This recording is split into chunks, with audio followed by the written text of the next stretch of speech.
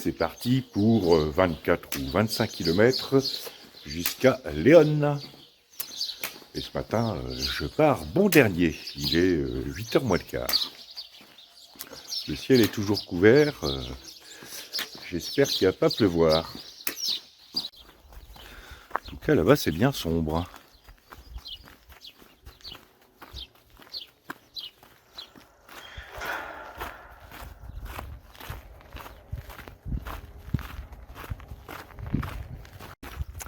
Ça fait plaisir de revoir des vaches.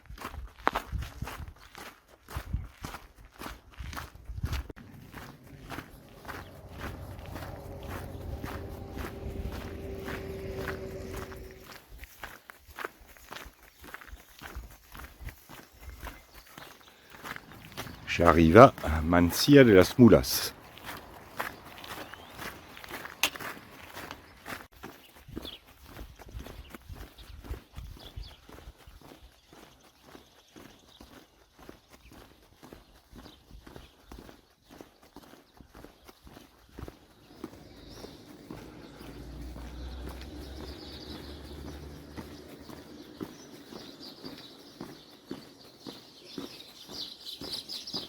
Je viens de passer la porte Saint-Jacques, Mansilla de las Mulas, qui au XIIe siècle était le premier arrêt dans le royaume de Léon, sur le chemin de Saint-Jacques de Compostelle. Voilà, c'était la minute historique de cette étape.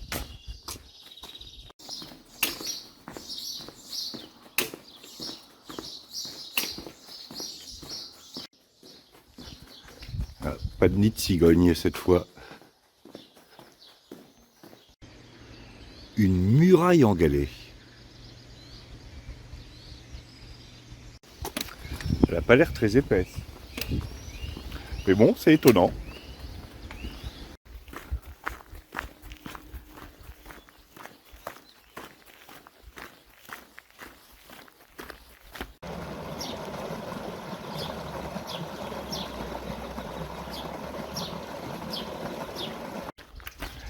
Dire que ces systèmes d'irrigation existaient déjà depuis l'Antiquité.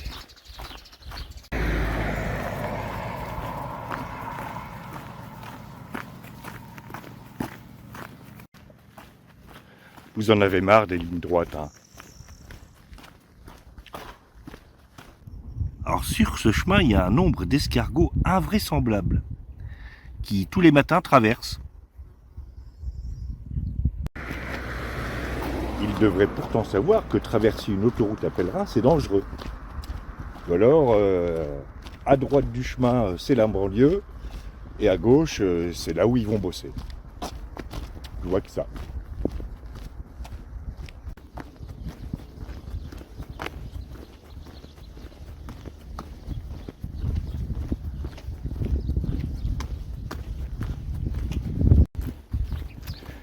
J'avais oublié qu'on était dimanche et tout ça est un peu endormi.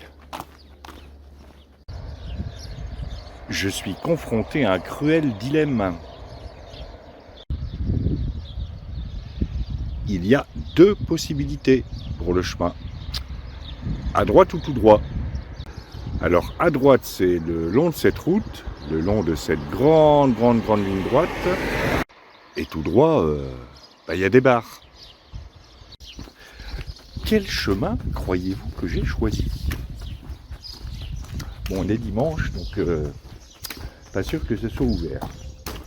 De toute façon, je rejoindrai la route après, donc ça va au moins m'éviter la ligne droite. Même si ça me rallonge de 200 ou 300 mètres. Je suis plus à ça près.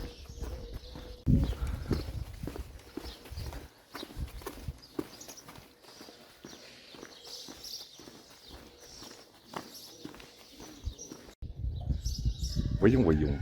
Je suis près d'une église, nous sommes dimanche.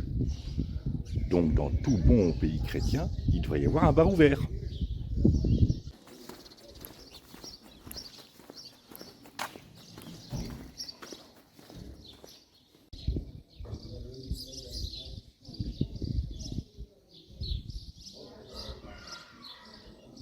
Le cri que vous venez d'entendre n'est pas le cri de la cigogne. Ça sent le traquenard.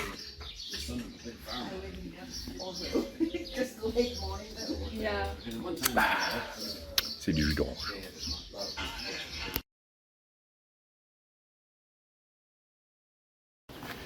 Bien, après cette pause, il va être temps de reprendre notre série. Et on parlait hier des Bourbons.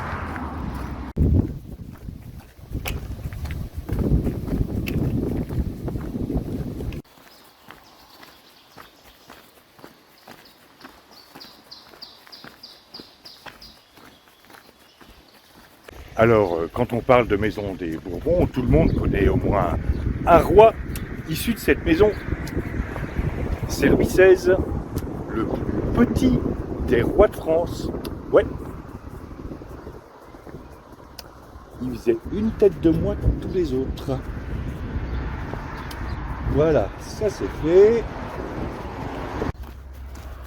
Revenons à nos Bourbons. On sait que les Valois avaient récupéré la couronne de France. Comment donc se fait-il que les Valois, solidement accrochés au trône de France, l'ont perdu au profit des Bourbons? Eh bien, c'est à cause de la loi salique.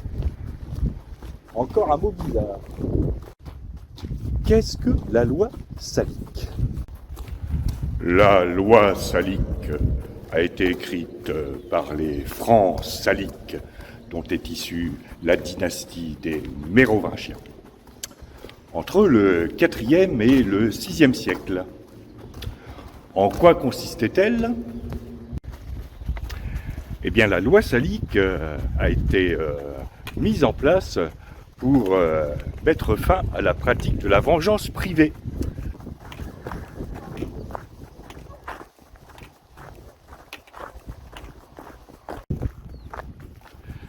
Dit autrement, la loi salique a mis en place tout un barème de compensation financière due par l'auteur d'un crime aux familles de ses victimes. Mais elle a aussi mis en place toutes les règles liées à l'héritage. Jusqu'ici, me direz-vous, quel rapport avec la succession au trône de France? Eh bien, au XIVe siècle, les Valois ressortent un article de cette loi salique pour justifier l'interdiction faite aux femmes d'hériter du trône de France à l'extinction de la lignée des Capétiens directs en 1328. Ils étaient malins, ces Valois. Ils lisaient tous les petits caractères en bas des contrats d'assurance. Les Valois héritent donc du trône de France en 1328, ce qui sera l'un des éléments déclencheurs de la guerre de 100 ans, mais qui tue par l'épée, périra par l'épée, et qui, à la fève, par la loi salique, sera privé de galette des rois par la loi salique. C'est bien cet aphorisme. Ça devrait être dans les livres d'histoire.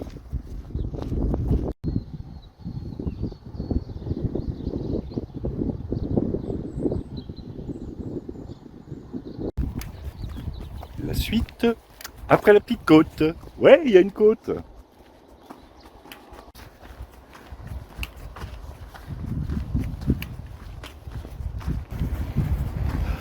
En effet, suite à la mort d'Henri III, dernier roi de la maison des Valois, à la suite d'ailleurs d'une collision malencontreuse avec un moine armé d'un couteau en 1589, la maison des Valois ne dispose plus d'héritier mâle. Donc, forcément, plus d'héritier mâle, loi salique, plus de couronne. Qui donc héritera de la couronne de France? Vous le saurez au dernier coup de gong.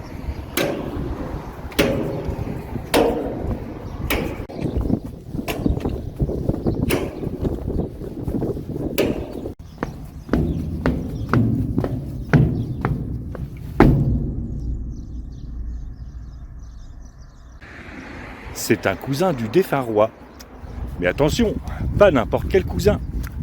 Un cousin au 21e degré. Et quand même, 21e degré, ils vont chercher loin. Et ce cousin régnera sous le nom d'Henri IV. Henri IV que tout le monde connaît parce qu'il s'est fait assassiner par Cadillac. Cadillac ou Ravaillac? Faudra que je vérifie. La maison des Bourbons récupère donc la couronne de France. Mais il y a un hic, c'est que Henri IV est protestant.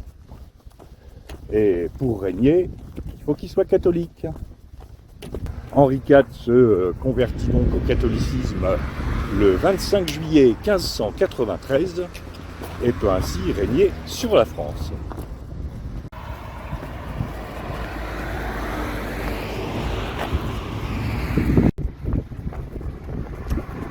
Les Bourbons commencent à régner, mais c'est bien tout ça, mais quel rapport avec l'Espagne? Eh bien, ce rapport avec l'Espagne, on va le trouver sous le règne de Louis XIV, qui étend le royaume de France grâce à de nombreuses guerres, et qui va profiter de la guerre de succession d'Espagne pour installer un Bourbon sur le trône espagnol. Mais tout ça, on le verra la prochaine fois, parce que là, j'arrive en vue de Léon. Et en plus, le vent a rendu les enregistrements assez compliqués.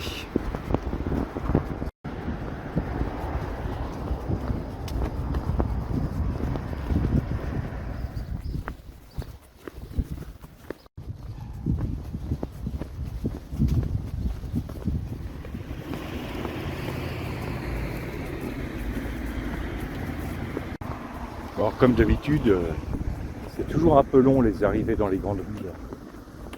Bon, en tout cas, c'est moins long ici qu'à Burgos.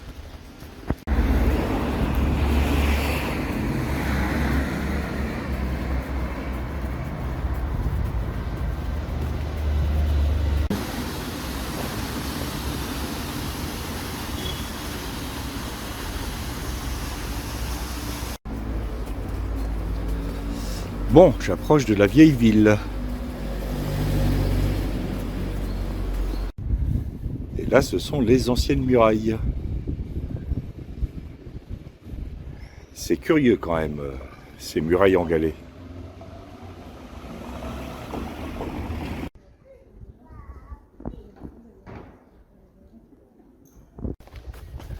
Alors la ville a d'abord été construite sur l'emplacement d'un ancien camp romain. Et ensuite, au XIVe siècle, les murailles ont été érigées pour englober les nouveaux bâtiments. Bon, c'est pas tout ça, mais il faut que je trouve mon hébergement.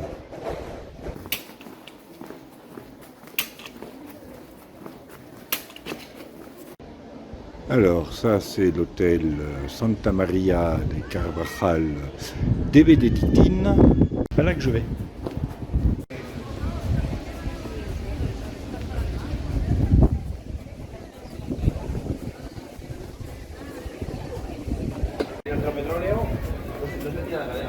Et c'est là.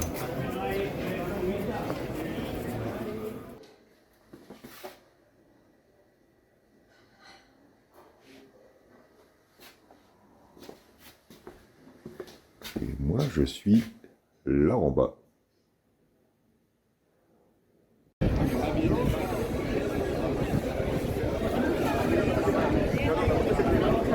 Voilà, j'ai déposé mon sac. Et comme les copains sont aussi arrivés à Léon aujourd'hui, je vais aller les rejoindre pour manger un petit peu. Fin de cette étape de 24 km jusqu'à Léon. Demain, ce sera une étape un peu plus longue, 32 km jusqu'à Hospital de Robigo. Et puis, d'ici 2 étapes, je quitterai la Meseta pour affronter les montagnes galiciennes. Ça, c'est cool. Voilà, sinon, l'intoxication alimentaire, puisque c'en était une à la pizza frelatée, a quand même laissé des traces parce que je sens que j'ai un peu moins de chevaux sous le capot que d'habitude. Mais bon, ça va se remettre. Voilà, je vous dis à demain pour de nouvelles aventures.